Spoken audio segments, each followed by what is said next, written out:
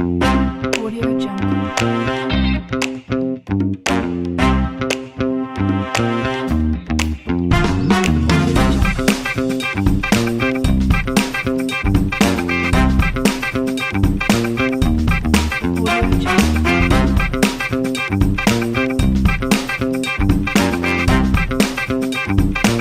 Karibu sana to this episode, and I thank you so much for your support kabisa. So the reason we are doing this episode is because we want to, as in we are going into that direction as youths. We are going into marriages, we are into relationships. So I thought it is very important for us to cover this topic, and I brought able hosts so that we can cover this episode. Na I hope mtaielewa vizuri. So one of the hosts or one of the guests didn't make it because of unavoidable circumstances. So I hope mtatuelewa, and I think the team here is able to do the task.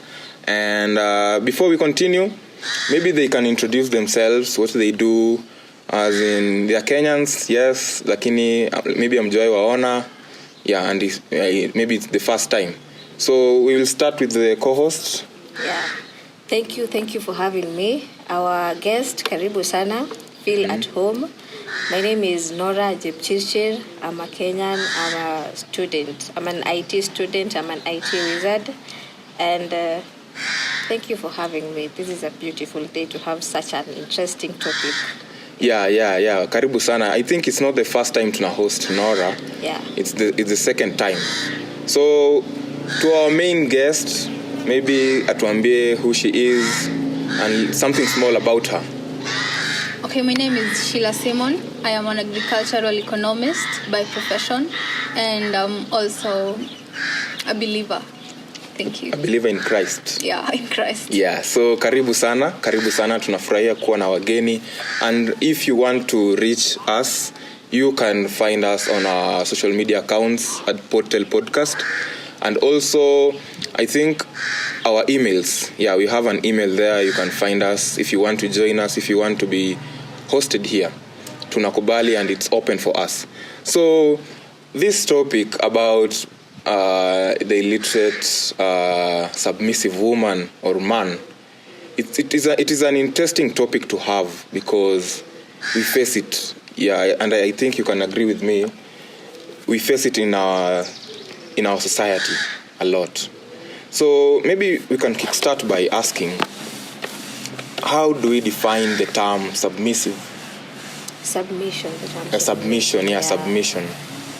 From my own perspective, this is how I'd put it in simple words. Do to me as you wish. Yeah. Yeah. Doing to you as I like, wish. Do to me. Nimejipea kwako. I am your humble servant. Tell me, I'll do it. Mention it, I'll have it done. Ever. Like, do to me as you wish. Maybe on your own definition? I would say it's putting your needs or someone's needs and wants before your own. Yeah. I think that's a good definition. And is it happening in our society now? The 21st century, no. I'd say no. Yeah, I think it's not. Instead of me saying no, I'd say rarely. Yeah. And I think in the Bible, it means like humbly sharing yourself to another person. Yeah. Sindio? Yes. Yeah. Sindio, we can agree on that. Yeah. And we can say it's trusting your decision with another person. It's just submitting to another person. That is not submission. I'd say that is trust. It's like in a situation when your secretary handles everything of yours, your schedules, your meetings and everything. Like umemwachia hiyo kazi, you trust your secretary that he or she is going to do a good job. Ama he or she is going to deliver. Ama he or she knows your way of thinking. So akiamua hata to make a decision in your absence, ata make according to the way you also think. Oh. Yeah. So what do you know about submission? Submission. Yeah. It is respecting someone, obeying someone. I think doing everything that they ask you to do. Yeah. So we can say that relationships are the heartbeat of us living as human beings. Everyone must be in a relationship with someone or something. Yeah. So if we are in a relationship, I think we submit ourselves to them. Yeah. We ought to submit. Yeah. So we can say this, that in relationships, who can submit, or can we say it's a 50-50 thing, or? It's not a 50-50 thing. We are all supposed to submit to each other. Like, for instance, in marriage, my husband is supposed to submit to me as I am supposed to submit to my husband. Do you agree with that? Yes. So submission. Do men submit? Yeah, they do. Are they supposed to submit? Yes, they are. Do you agree on that? Yes, I agree on that. Men should also submit just as the same women should. And what if they decline, or do you submit to someone because he gives you something or she gives you something? Or what's the point here? We submit, this is my opinion. So we submit in an environment where we feel safe, where we feel our energies are being reciprocated and all that. Because in a situation, let's say there's abuse, not even like there's not abuse, like we choose, we have a decision, we make a decision to submit. Si ati ni kitu inakujanga to know, we make a decision. So if you find, like, let me use myself as an example. If I find myself in a situation, ama in a relationship yenye najua it's really draining me a lot, I'm doing like 90% and the partner is doing 10%, I won't submit to that. Actually, in such a situation, nitakuwa like woke. I'll be like, why am I doing the most? Alafu I'll start refracting myself kidogo pole hadi inakuwa like there's nothing again. So submission is a matter of choice. It's a matter of a safe space, a place to call home. Like it's just a matter of safety, where you feel reciprocated, where you feel appreciated. And why are we finding it hard, like in the society right now? I think people aren't submitting enough. Why are we finding it hard? I think it's because maybe they had not agreed on the same thing before they got into a relationship. The most important thing in a relationship is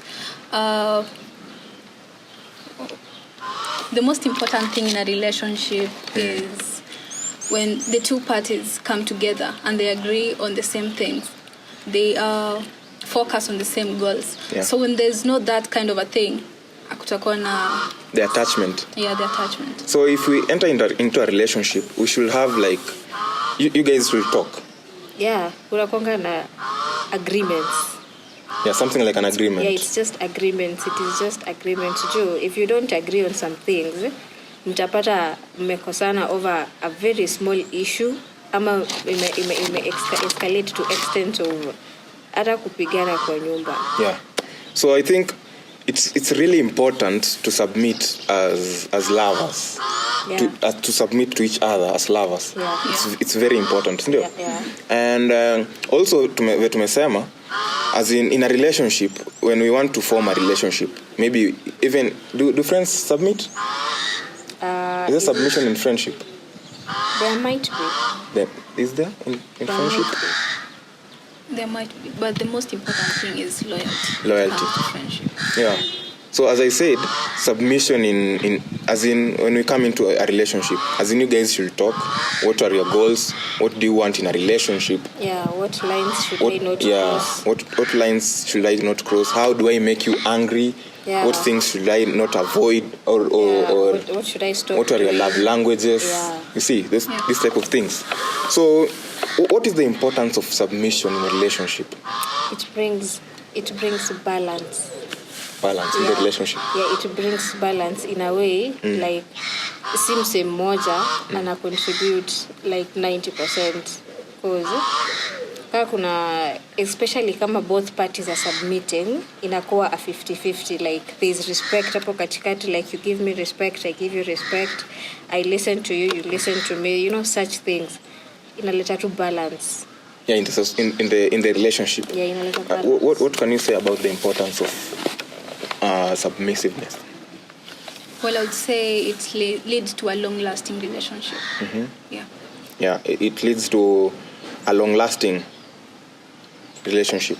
So, talking about the illiterate and the literate people, man or female, why do people, let me not use people, let me just go direct.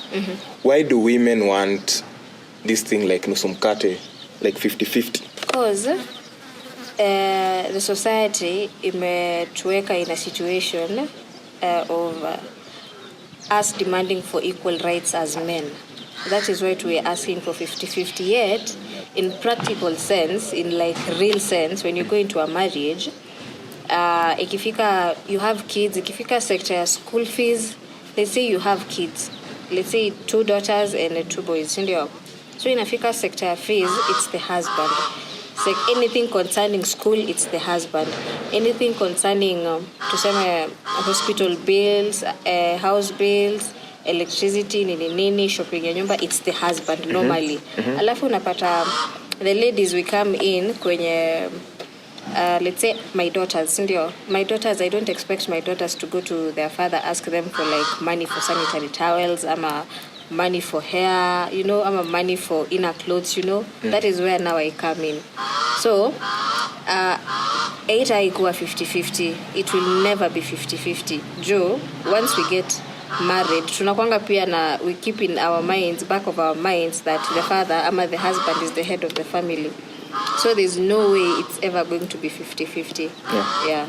So maybe we can go to Sheila and ask why is it 50-50? I think it's because these are 2 people and they need to work together in order to achieve maybe the goal they maybe had agreed on.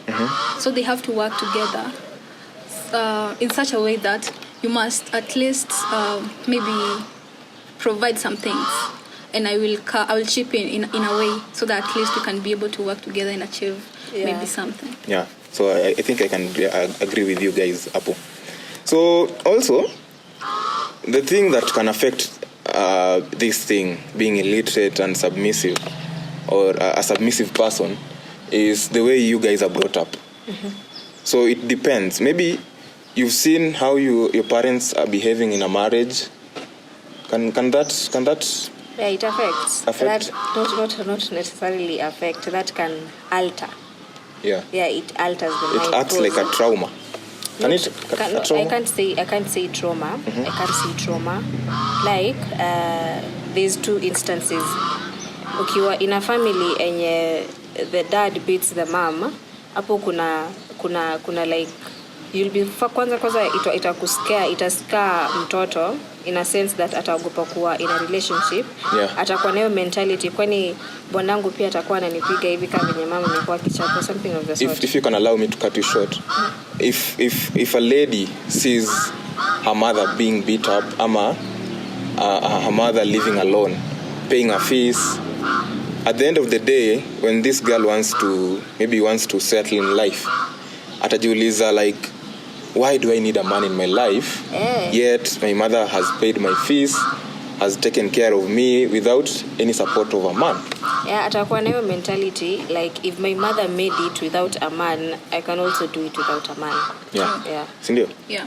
So maybe I think I can say trauma can affect maze. Yeah, trauma inakujanga kwenye kuna violence peke yake. Kwenye kuna violence peke. Kwenye kuna violence, ama kwenye kuna tunaona your mom is not being appreciated enough, ama your mama anakuwa abused verbally. Unaona zile mandoa zenye the husband comes home jioni amelewa and then anaanza kutusi the mom.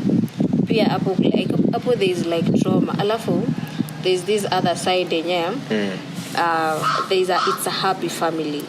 The dad has never abused ama done anything wrong to the mom.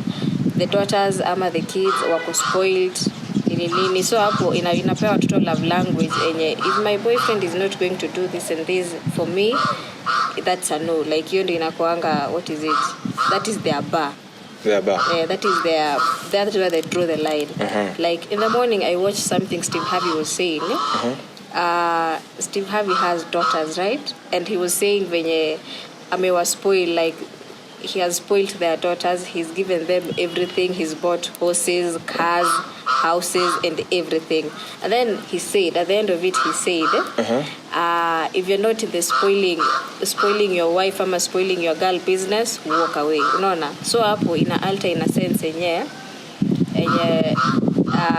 the girl atajua anapendwa bila kuspoiliwa and such. So there's the positive side and the negative side. So I can ask a question, is it better to marry a rich career man or woman? If each one of you should tell me that. My take on marrying a rich man or a woman is they have been through a lot, maybe through education, and they will help you financially, they will support you financially. And also when it comes to things maybe like kids, they have gone to school and definitely they will want their kids to go through the same. Yeah, so that means they will want intellectual people in their home. Yes. So kabla uendelee hapo, you've said you'll want to marry a rich career man. What if this rich career man doesn't love you or submit back to you as you submit back to him? I also have a question. Yes. You're saying they've been through a lot, they also want the best for their kids. What about in terms of morals, behavior, standards, how they treat other people? Yeah, how about in terms of that? And also to say, as a man, if you have money, you can just treat people with the way you want. You can't no. Ufai could treat people the way you want. But you have money. Because you have money. No. You have a lot of money. I think in schools they are being taught of the morals, the etiquettes. Yeah, in schools they are being taught. What about what are you teaching them? Let's put it this way. I'm a leader, or I want something to happen. I have a lot of money, and this guy doesn't have a lot of money. If I want something to happen, I'll just pour out my money and it will happen. That is power. You having money ama anyone having money does not give you a right to treat people the way you want simply because you have money. But you submit back to me. No, pesa ukuja na pesa inakuja inaenda. Pesa uwisha. With money you can do anything. Yeah, with money you can do anything. Lakini kumbuka hiyo pesa ikifika point hiyo pesa itaisha and you'll have to go back to the people when you will treat kama trash. Itakuwa zama unakumbuka ukitufanyia ABC and D. But the point you submit. No, with money there is no submission. You know, like power. That is just you have power over this person. But like in a situation yenye I don't have money. My husband has money. My husband is giving me this rich life, good life, everything I want, but anani abuse. Unaona, I won't be able to leave that relationship juu ya hiyo pesa. Juu nitakuwa najiuliza nikitoka hapa nani atanifanyia hizi vitu zote. That is just having money is power. It doesn't come with any form of submission. It's just power. And what can you say about that? I think with money you can be able to do anything. Yeah, unaweza fanya chochote. Yes, katai. What do you take? What do you take, a rich career man or a submissive man? I'd take a submissive man. Why? I'd take a submissive man. So you take a simp? No, it's not a simp. Being submissive is simping? No, it's not simping. It's not simping? It is not simping. It's kind of simping. It is not. It is not. Simping. Kusimp ni situation yenye, let us tuweke in a good example, these teenage relationships, ndio? So kusimp ni design yenye umenipata Eddie, you are my boyfriend, I'm your girlfriend. Eddie umenipata, I'm cheating on you with this other person. And then on the scene, hapo kwa the scene of the crime umeniambia tumeachana blah blah blah. And then after 2 days you're texting me ati lakini babe, I'm willing to forgive you blah blah blah, let's work on this. That is simping. Submission is is like the way she said, putting other people's need before yours, like nakushughulikia before nijishughulikie. That is submission. See, as also when Velisema, she wanted a rich career man. Yeah. A rich career man is submitting himself before him to you. It depends. You can be rich and you can submit, and you can be rich and you cannot submit. Kumbuka pesa hukuja na kiburi. Pesa hukuja na kiburi. Si kila mtu mwenye ako na pesa atakuheshimu ama atasubmit. No. Sure. Si kila mtu. And if I can ask you a question, do women submit do they choose what do you guys do? I think education is viewed differently. It's viewed differently between maybe men and women.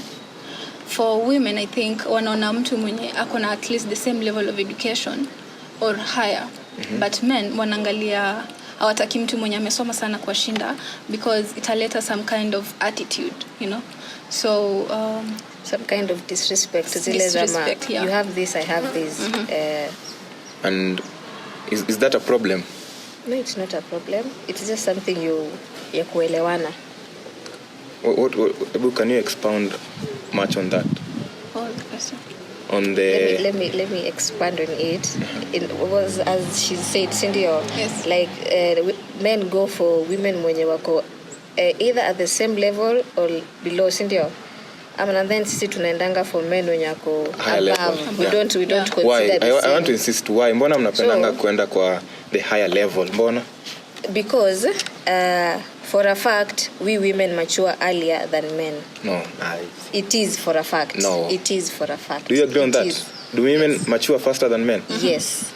I think that's a lie. No, it is for a fact. And again, when men are more educated than women, tunaipata tunaona it's more suitable for a woman. Yeah, because hapo ndio tunakuwa at the same IQ level. Yes. When the guy is more educated than the lady. Like when the guy is like older, ama ako in terms of education ako a bit higher, ama in terms of finances ako a bit higher. What happens to this guy who has a lower school level? Maybe akwenda shule because of fees or anything, but he's a good, decent guy. What happens to this guy? So let me tell you something about kiburi. Kiburi, at first ukikuja kuniambia we are in the talking stage, ndio unakuja kuniambia babe, mimi nilifika form 4, najua umeenda mpaka university, you've done your masters, PhD, blah blah blah. At first it will be like it's okay, don't worry, it's okay. That hiyo si kitu yenye na matter. What matters ni tunapendana and tunakubaliana on things, we're helping each other grow. But kiburi comes in a situation where you have a disagreement.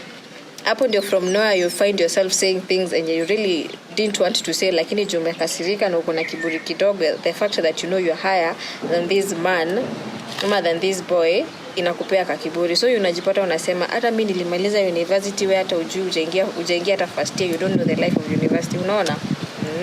So do you agree? What was your take on that?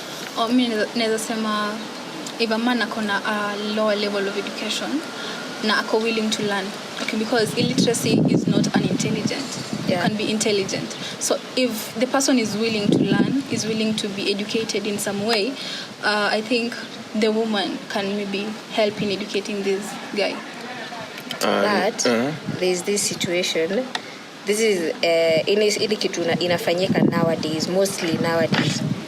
A good example ni tuseme you get your wife mwenye akubado ako shule, ama you get engaged with someone, most especially inafanyikanga with ladies.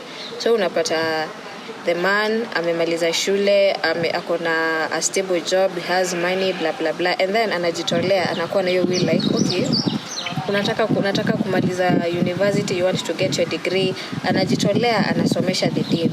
So in this society this is what happens. Ama this is what has mostly happened in most cases. Unapata the boy anasomesha the girl, anamaliza hadi 4th year, anapata degree yake, she gets a good job, and hapo that is where the part ways, unaona? Unapata dem anakutoka, Yeah, you are not my type. Unapata anaanza kukuambia ati you are not my type, ya amesoma nini. So she better options. Why do girls do this? Why? Because umetuchanua mazee, umenichanua. Edi umenipata na Vits, nikakupata na Mercedes. We made alafu ukanichanua like there's ukaniambia tuseme, no, that is a very bad example. Tuseme what? Umenipata na, let's say I've found you with a Mercedes and then I have a Ranger, right? So ukanichanua, ukaniambia ukiingia place fulani na Mercedes, like your presence will be felt ukiingia tu. So umenichanua design yenyewe, instead of just learning A, B, C and D, you can proceed hadi Z. Umenichanua and I'm taking that advantage. It is not my fault, ama it is my fault, but ni situation yenye umenichanua. Na mbona nisichanuke? Why not take that chance? Yeah. Because you've gone out there, umepatana watu more richer than umepatana more people, more like you've met different people. There's an entire new experience yenye haungepata ukiwa tu kwa nyumba ukilea watoto, unaona. So let's just put this illiterate or the rich career people or men or women, and let's say it's a choice for someone just to submit to you. Yeah, it's a choice. It's a choice. So let's say this way. I don't know how I can put this way. This thing can sema aje, as in how can a woman submit to you? In what way? Just like your wife. We submit in a lot of ways. So it's a choice. It's a choice because you can't expect me to submit in an environment where I don't feel safe, I'm appreciated, I'm yeah, that's what I wanted to say.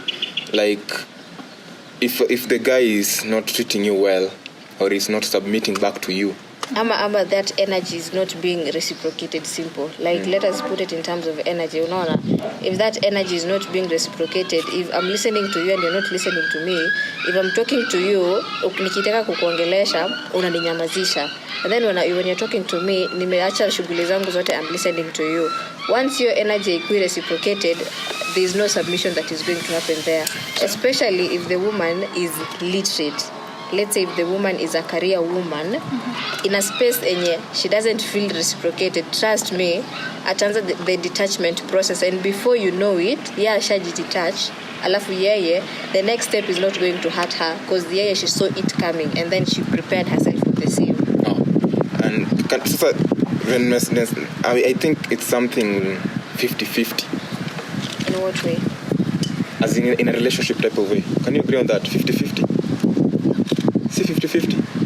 In terms of a relationship or a marriage. In terms of what? Submissiveness. Yeah, submissive inafaa ikuwe 50-50. Submit to you, I submit. Submit to you, I submit. You submit to me, yeah. 50-50. Yeah, 50-50. So ama 100 either way. Yeah, 100. That energy of submission inafaa ikuwe reciprocated. Let's say a couple wamepatana in a low paying job, wote wawili. Na maybe mmoja akwe ameongezewa cheo. Does the submissive change? It doesn't. Does it change? It doesn't. Why? Because initially, before the person got the promotion, mlipatana wote kama salary yenu ni 5k, and you worked with what you had, unaona. Then you worked with what you had, you made it work with your 5 kwa meza ni 10, right? But you said kuna kiburi kwa relationship. I said kuna kiburi na pesa. Oh, pesa. Yes. So it works on that pia. No. It depends. I'd say no is a bad response. It depends. It depends with in situations zenye mmepatana like wote mko HR ama wote mko like the same level in terms when it comes to working.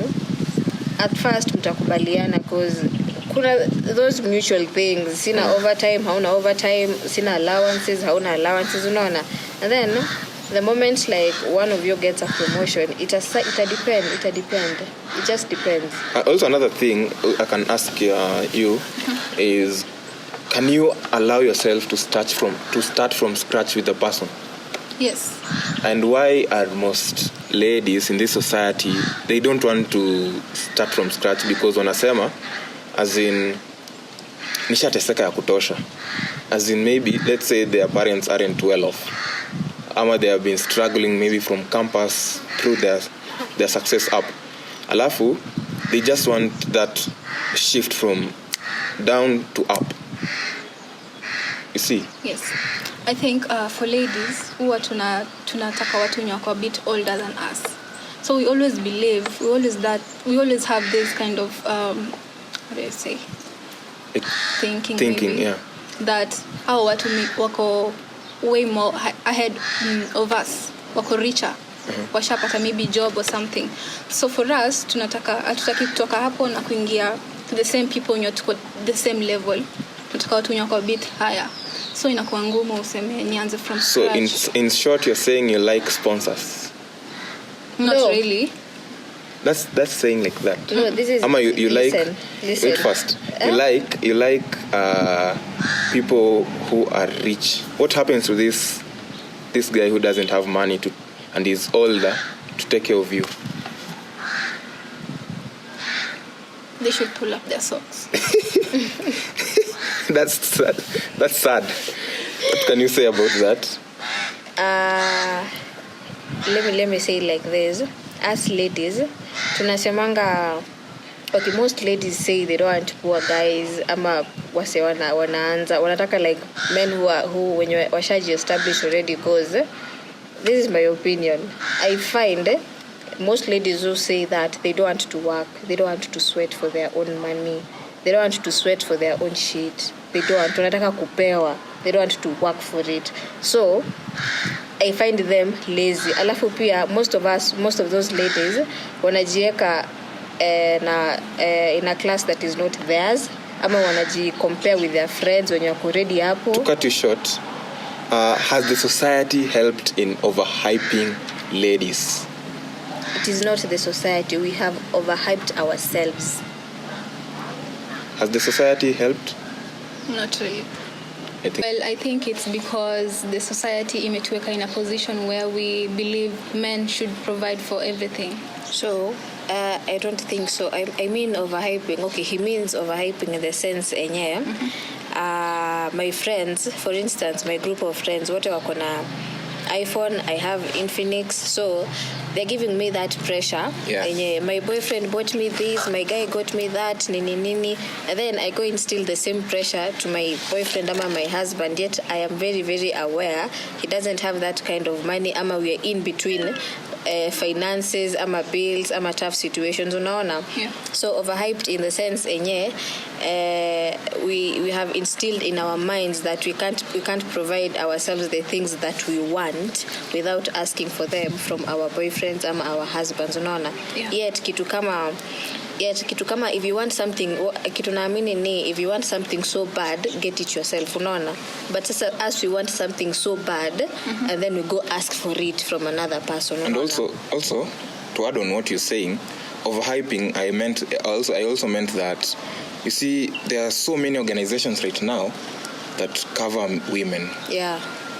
Less than men. Yeah, so like we have neglected the men in the society. We are focusing on women empowerment, feminism, equalism, and all that. So that's why I'm saying it has overhyped ladies. The society has overhyped ladies. Yeah, in that sense, yes. It has. Because how can we demand for equal rights yet tukiekewa like things on the table, fee ya mtoto ni 100k per sem, alafu tuweke kwa meza, since you want equality, leta 50 nilete 50, rent ni ngapi 7, leta 35 nilete 35, yet we can't really do that.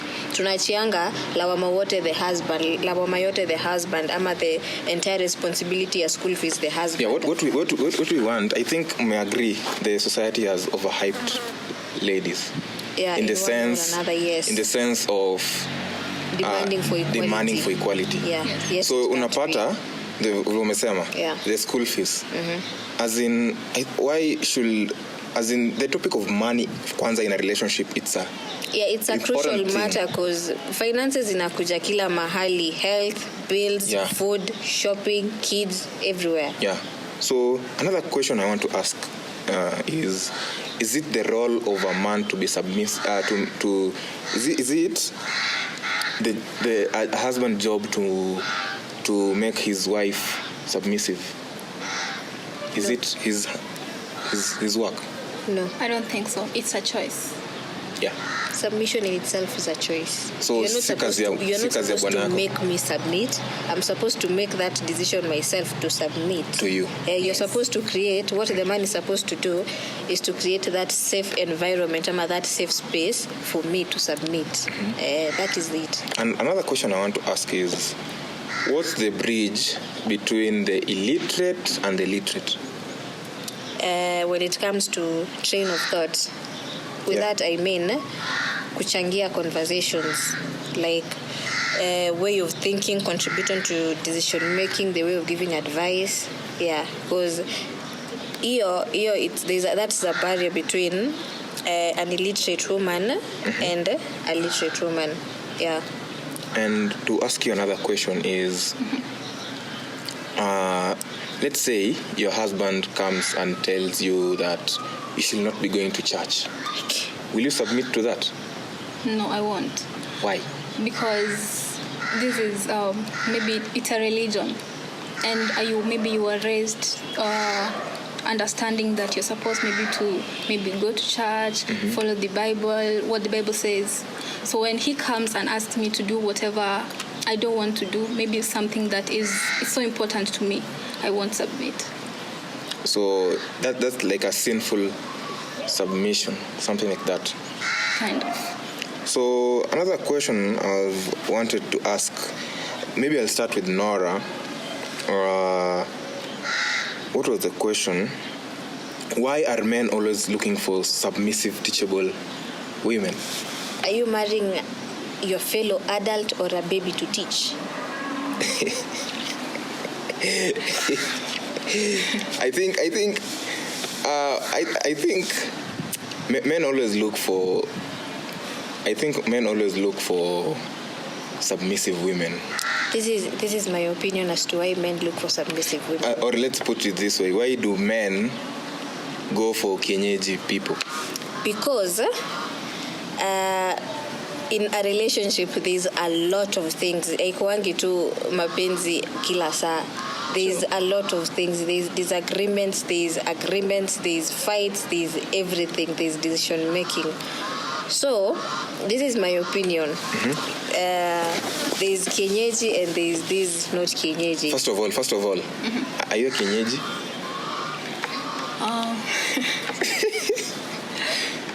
Yes or no? No. Are you a kienyeji? No. Why? Why are you not a kienyeji? Because I cannot allow to be controlled. So the kienyeji's allow themselves to be controlled? Not really. It's not like they allow themselves to be controlled, but they find themselves being controlled.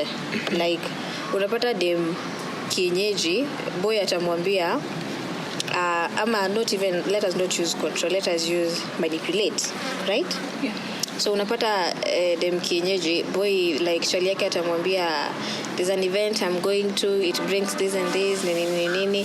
So, and yet at the back of your head unajua ni dunda umeenda na side chick, ama ni dunda umeenda na mabeshte zako, not like necessarily mabeshte, tuseme ni dunda umeenda na side chick.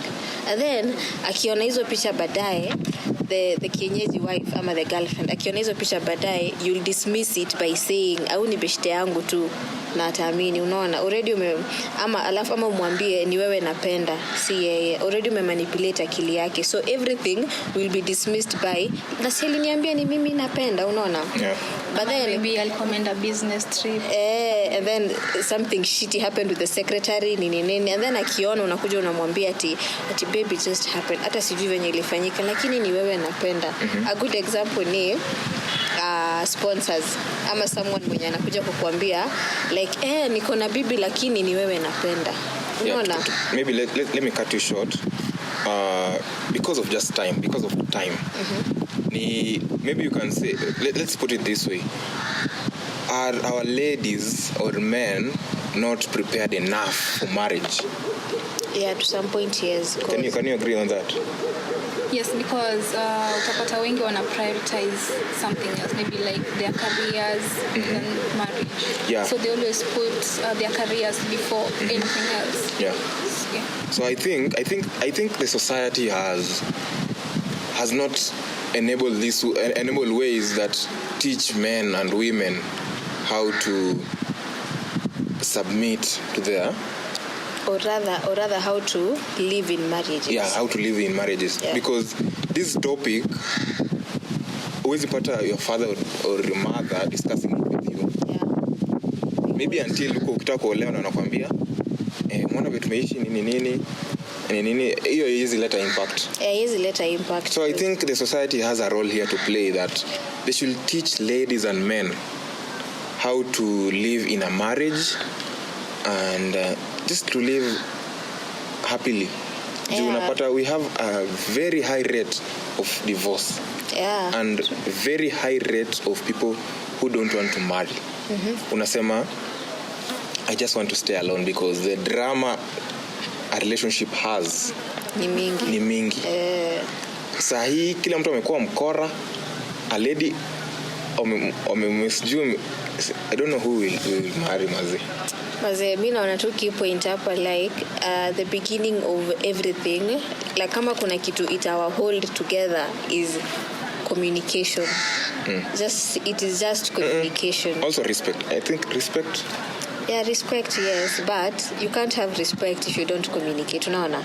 Like communication brings respect. Unaona? Like telling, kama unajua leo utachelewa job, I'm used to seeing you in the house by 6 p.m. Na unajua leo you have a lot of work, you'll be in the house by 9 p.m. Communicate to me, I'll be late. Nisianze kujijazia vitu zangu kwa akili. Communicate to me, babe, umenikosea hii na hii na hii. Tell me this is how I want us to do this and this and this. Unaona? Yeah. So with that communication brings respect. Unaona? And where there is respect, hapo definitely it's a safe space. And where there's a safe space, there's submission. Yeah. Unaona? And again, I think most relationship I work nowadays because maybe mtu alikuwa kwa relationship amekuwa abused in all the relationship amekuwa, so they have never met something nice. They have never met nice before. They have never seen nice. Maybe nice ni kitu wanasikia only from maybe their family members. So when it comes to relationship, no matter how nice you will be to this person, anaona ni kama you just maybe trying to be nice so that you can maybe use them in some way. Yeah. Like, to add on that, at the end of it, like, hata unajipata you can't believe that this person is being nice to me. It is very fishy. Like, unakuwa mzuri kwangu, this is very fishy, suspicious behavior, and then you find yourself ruining that relationship juu you haven't hujakuwa treated well in your prior relationship. So unapata una ruin this because you just didn't believe it. To add on what you guys have said, as in a lady just or a man anaishi kwa hiyo life ya si amesema ameingia kwa another relationship and badala start afresh ama nini anaanza ku act in that guilt nini. I want to prove you guilty after maybe amekutest na stuff and anakuweka in some temptations ama unapata msee mtego. Anakujaribu anamwambia like uliniambia uliacha pombe, wacha niache mzinga hapa tuone kama utakunywa. Like for me that is bullshit. They want to prove you guilty. They want to prove you wrong ama they want to prove some superiority over you, of which I find it like that is bullshit to me, because why not trust what I'm saying? Why not like take my word for it? Because pia mimi ukinionyesha you're supporting me na mimi kuacha hii pombe, I'll also do it. Yeah. Si ati unaniweka tena kwa majaribu. Si ati unaniambia nyewe babe I'm happy for you, alafu tena kesho unaniweka kwa majaribu for what? Yeah. So I think we turned this into a conversation because we wanted just as I said earlier, one of our guests didn't make it, so we wanted to turn it into a conversation so that at least let's put it out there that we are struggling, and us as youths we tunaendelea kwenda in that direction. We want guidance to what we expect in front of us. Yeah. So maybe we have something like a bottom line. Maybe we can set it off. I have a bottom line. but I'll read it. So, Okay. a literate person can be good at work, but not necessarily make a perfect wife or husband. And an illiterate person can be a good wife or husband, but not make a perfect wife. The person should be intellectual and practical with whom you can share your ideas, problems, and confusion. So instead of looking for degrees or homemakers, look for someone who can be the perfect filler in your life, one which suits you the most. Yeah. Yeah. So I think you've learned something from what Nora has said about the her bottom line. What do you have any bottom line? Yeah, I would say a woman or a man maybe would give to Caesar what belongs to Caesar. So if you are a fool maybe, or maybe you treat people as a fool and you show some maybe good qualities of a good husband, the same will be shown unto you. So if you show respect, good qualities, she will respect you. But if you treat others badly, she will treat you the same. And as we all know, it said only dogs obey their own owners. So being literate or illiterate, it plays no role in this kind of matter. So I think just choose whatever you want and whatever you feel like.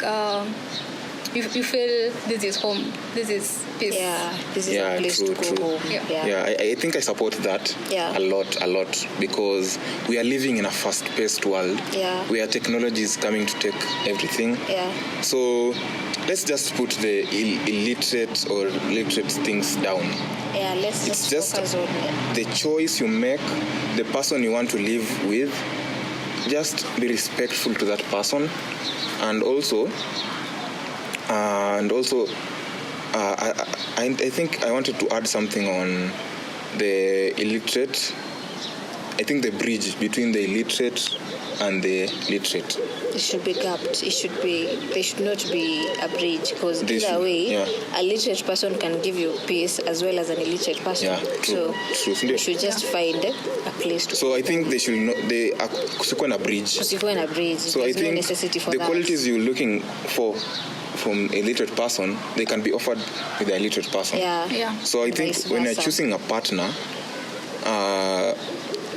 choose them out of your own desires, and just respect people's people's children Yeah. and wishes. Watu huku ni watoto wa wenyewe pia. Yeah, Mazi. Yeah. So thank you for listening to us, and I hope you learned something from this conversation. And also on the comment section, it's open. You can drop any advice you have for us. Okay, we acknowledge you guys as our clan, and me as your tribal chief, I will look for topics that will and educate us as youths, na tuzidi kuombeana, tuzidi kukaa pamoja as youths, and it will be well, Maze, it will be well. I'm so happy because the support you guys are showing me, the support you guys are showing my crew, tunashukuru sana. Sawa. Yeah, and thank you for your support, and let's meet on the next episode. Audio Jungle.